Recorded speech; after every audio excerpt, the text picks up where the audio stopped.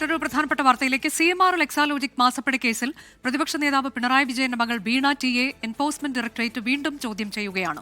SFIO റിപ്പോർട്ടിന്റെ അനുബന്ധ രേഖകളുടെ അടിസ്ഥാനത്തിലാണ് ചോദ്യം ചെയ്യൽ. ആദ്യ തവണ വീണയെ 9 മണിക്കൂർ ചോദ്യം ചെയ്താണ് വിട്ടയച്ചത്. ഈ മാസം 29-ന് ഹാജരാവാനാണ് വീണ ടിക്ക് നിർദ്ദേശം നൽകിയത്. എന്നാൽ SFIO റിപ്പോർട്ടിന്റെ 134 രേഖകൾ ഇഡിക്ക് ലഭിച്ചിരുന്നു. ഈ പശ്ചാത്തലത്തിൽ കൂടിയാണ് ഇന്ന് വരാൻ ആവശ്യപ്പെട്ടത്. രേഖകളുടെ അടിസ്ഥാനത്തിലാണ് ചോദ്യം ചെയ്യൽ. എക്സാലോജിക് CMRL നൽകിയ സേവനം, CMRL നിന്ന് ലഭിച്ച പണം എന്തു ചെയ്തു തുടങ്ങിയ ചോദ്യങ്ങൾക്കാണ് വീണ ടി ഉത്തരം നൽകേണ്ടത്.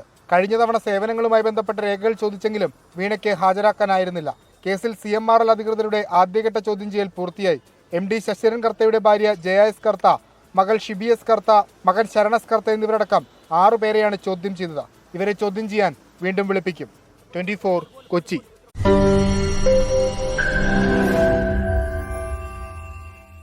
ലോകത്തെവിടെയായാലും ഏത് സമയത്തും 24 വാർത്തകളും ഓഗ്മെന്റഡ് റിയാലിറ്റി പാക്കേജുകളും എക്സ്പ്ലെയിനറുകളും വിശദമായി കാണാൻ ഞങ്ങളുടെ YouTube ചാനൽ നിങ്ങൾക്ക് സബ്സ്ക്രൈബ് ചെയ്യാം.